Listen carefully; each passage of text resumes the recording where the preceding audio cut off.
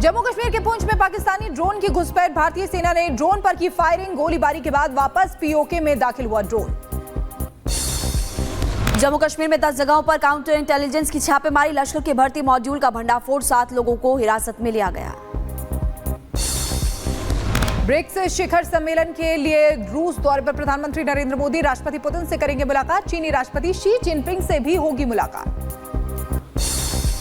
रूस के राष्ट्रपति कजान में 16वें ब्रिक्स शिखर सम्मेलन का आयोजन और 2 दिन के रूस दौरे पर प्रधानमंत्री मोदी। रामगोपाल यादव की बड़ी मुश्किलें, अटॉर्नी जनरल से रामगोपाल की शिकायत, सीजेआई पर अभद्र टिप्पणी करने पर कार्रवाई की मांग। महाराष्ट्र तक सीएम योगी आदित्यनाथ के बयान की चर्चा, मुंबई में लगे सीएम योगी आदित्यनाथ के पोस्टर्स और लिखा बटेंगे तो कटेंगे। डेरा प्रमुख राम रहीम की बड़ी मुश्किलें, सरकार ने दी बेअदबी मामलों में केस चलाने की मंजूरी, सुप्रीम कोर्ट ने हटाया था स्टे। अवैध मस्जिद विवाद पर मस्जिद कमेटी का बयान, का ध्वस्तीकरण के लिए नहीं है पैसे, काम में देरी होने की कही बात। बढ़ते प्रदूषण के बीच दिल्ली एनसीआर में लागू हुआ ग्रैब 2, डीजल से चलने वाले जनरेटर पर रोक, सीएनजी, इलेक्ट्रिक बस और मेट्रो के फेयर बढ़ाए गए। प्रदूषण के बीच देखी जा रही लापरवाही और कन्नौर प्लेस में स्मॉग टावर में जड़ा ताला, इस साल अभी तक चालू नहीं हुआ है टावर। यूपी के आगरा में भी बढ़ा AQI का स्तर, ताजमहल के आसपास छाई जहरीली धुंध, अलर्ट मोड पर प्रशासन। जिले के लाडू सराय इलाके में जमीन विवाद को लेकर 2 पक्षों में जमकर मारपीट हुई, जमकर चले लाठी और डंडे, पुलिस ने कार्रवाई करते हुए 5 लोगों को गिरफ्तार किया। थाने में हिट एंड रन केस, तेज रफ्तार कार ने बाइक को मारी टक्कर, हादसे में 21 साल के युवक की मौत हो गई, पुलिस चालक की तलाश में जुटी हुई है। बुलंदशहर में दिवाली से पहले खाद्य विभाग अलर्ट, गांव के एक प्लांट में छापेमारी की गई, सिंथेटिक दूध को नष्ट किया गया, दूध मावा पाउडर का भी सैंपल लिया गया। मुजफ्फरनगर पुलिस का पत्थरबाजों पर एक्शन, 12 से ज्यादा पत्थरबाज किए गए गिरफ्तार, सीसीटीवी फुटेज के आधार पर की गई पहचान। मध्य प्रदेश के मंदसौर में नौकर ने 20,000 रुपए के लिए मालिक की हत्या कर दी, 8 बार मालिक पर वार किया, वारदात को अंजाम देने के बाद आरोपी नौकर फरार। यूपी की झांसी में एक युवक के साथ मारपीट हुई है, कुछ लोगों ने जमकर की पिटाई, वीडियो सोशल मीडिया पर वायरल, 2 दिन पुराना बताया जा रहा है वीडियो। यूपी के बेकरनगर में चाइनीज लहसुन के खिलाफ कार्रवाई, लहसुन को जब्त करने के लिए मंडी पहुंचे अधिकारी। चीन में दिखा बाढ़ जैसा नजारा, चारों तरफ दिखा पानी का अंबार, सड़कों पर खड़ी गाड़ियां पानी में डूब गई। मैक्सिको के रोसेविल में बारिश के बाद बिगड़े हालात, सड़कों पर भर गया पानी और 2 लोगों की जान चली गई। लेबनान पर इजराइल का हमला जारी, बेरूत के दक्षिणी हिस्से में की भीषण बमबारी, धमाकों से दहला पूरा इलाका। इजराइल ने एक बार फिर हमलों को किया नाकाम, उतरे इजराइल पर दागे गए मिसाइल आयरन डोम सिस्टम ने हवा में मार गिराया। इजराइल की सेना का ईरान पर बड़ा आरोप, कहा लेबनान में नगद रुपए और सोने से भरे बक्से भेज रहा है ईरान, बंकर में मिले नगद रुपए और सोने का बक्सा।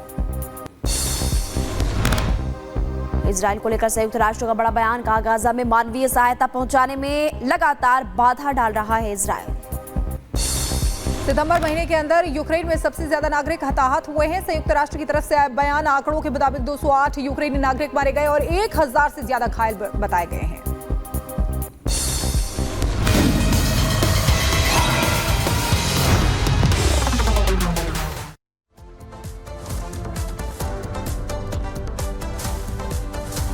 और अब बात करेंगे महाराष्ट्र के विधानसभा चुनावों की। महाराष्ट्र के विधानसभा चुनावों का सियासी पारा बढ़ते जा रहा है। ऐसे में मुख्यमंत्री योगी आदित्यनाथ ने एक बयान दिया था, बटेंगे तो कटेंगे, नेक रहेंगे तो एक रहेंगे, और ये बयान उनका हिट साबित हो रहा है। यही वजह है कि मुंबई की सड़कों पर इस तरीके के पोस्टर लगा दिए गए हैं और वहां पर मुख्यमंत्री योगी आदित्यनाथ की जो पैन इंडिया पॉपुलैरिटी है वो भी देखने को मिल रही है।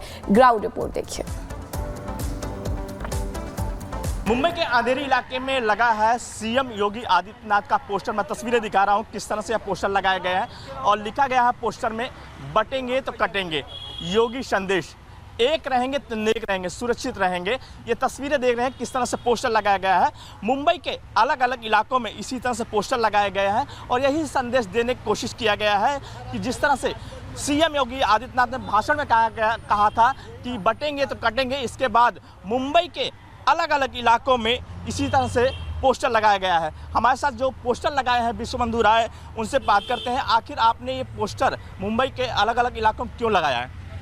मैंने ये पोस्टर इसलिए लगाया कि विपक्ष जिस तरह से कर रहा है बांटने की राजनीति, तुष्टीकरण की राजनीति, उसका मैंने जवाब दिया, बटेंगे तो कटेंगे। जिनको समझ में आना है उनको समझ में आ रहा है। हरियाणा में लोगों को समझ में आया, लोगों ने हरियाणा में बीजेपी की सरकार लाया।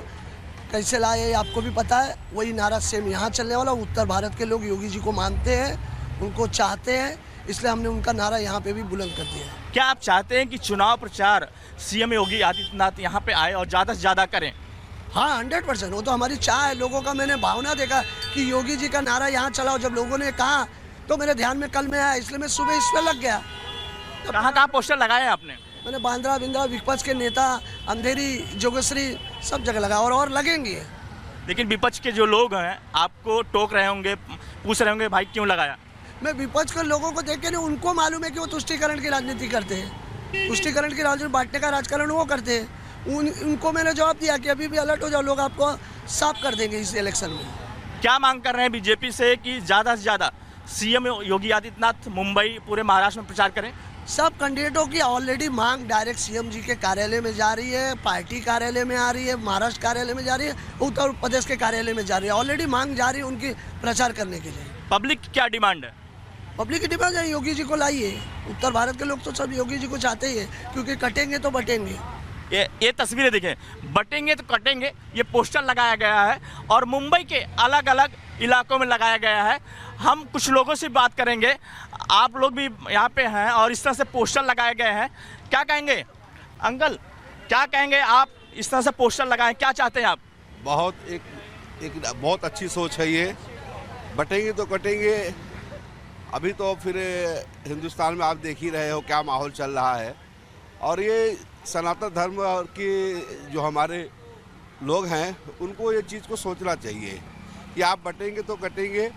और क्या चाहते हैं कि योगी आदित्यनाथ सीएम महाराष्ट्र? चलिए खबरों में आगे बढ़ते बात करेंगे भारत के दुश्मनों की, क्योंकि भारत के दुश्मन ने पहले रेल की धमकी दी, रेल को उड़ाने की धमकी दी और उसके बाद देश भर में जगह जगह पर रेल पटरियों पर साजिश की चर्चा आपने देखी। रेल डिरेल करने की कोशिश की गई उत्तर प्रदेश, मध्य प्रदेश, महाराष्ट्र, अलग अलग जगहों से। लेकिन अब भारतीय यात्री विमानों को धमकी दी जा रही है और ये धमकी हर दिन दी जा रही है। अब तक की अगर बात करें तो बहुत ज्यादा नुकसान भी एविएशन बोर्ड को हो चुका है। इसकी जानकारी हम आपको देंगे।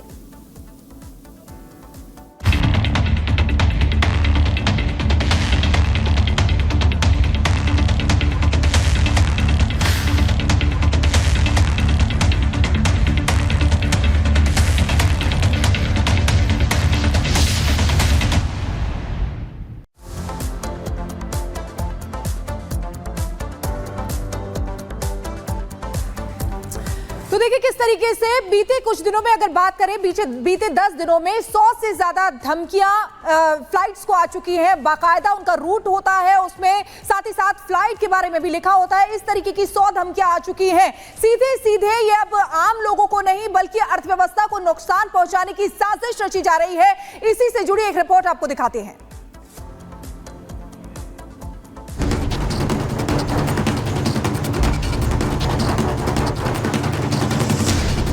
क्या भारतीय एविएशन इंडस्ट्री के खिलाफ हो रही है साजिश?